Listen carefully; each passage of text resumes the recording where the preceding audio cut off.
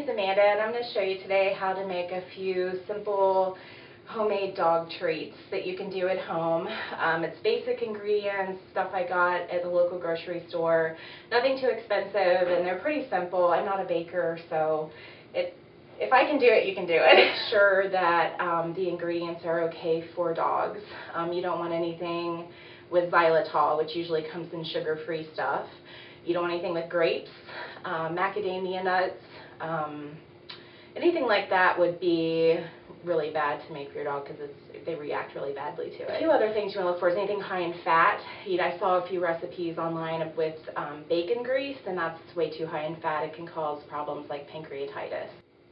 Alright, so the first recipe that I did, this is my first time doing homemade dog treats, and it was pretty simple.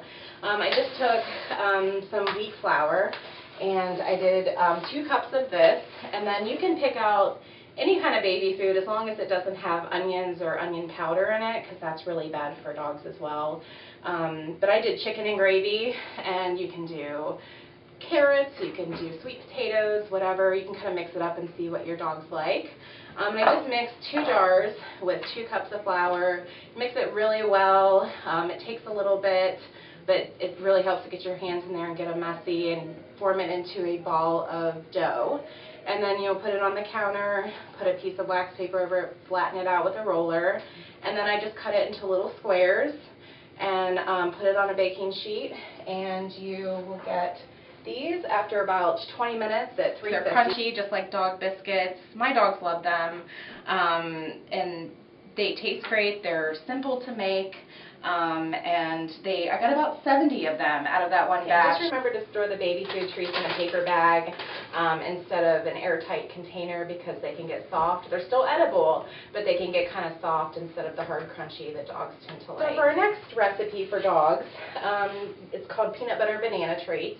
And you first get a banana, and you just make sure that it's not real green because it has to kind of mush in a bowl.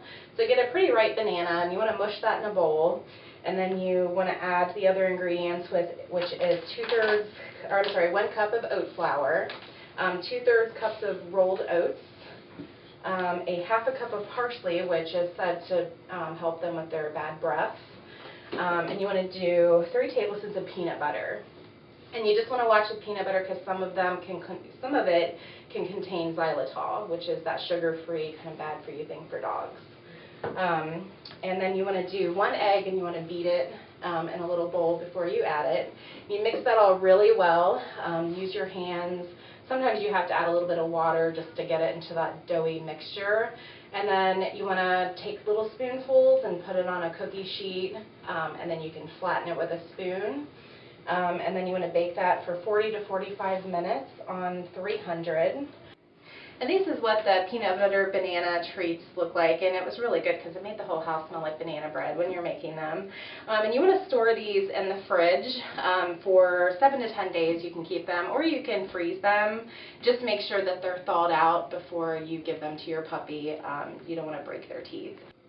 If your dog is on a prescription diet, you can also make treats out of the canned food. Say your dog is on ID, you can take a can of that food and you can cut it into a slice and just kind of bake it in the oven for about 20 minutes on 350.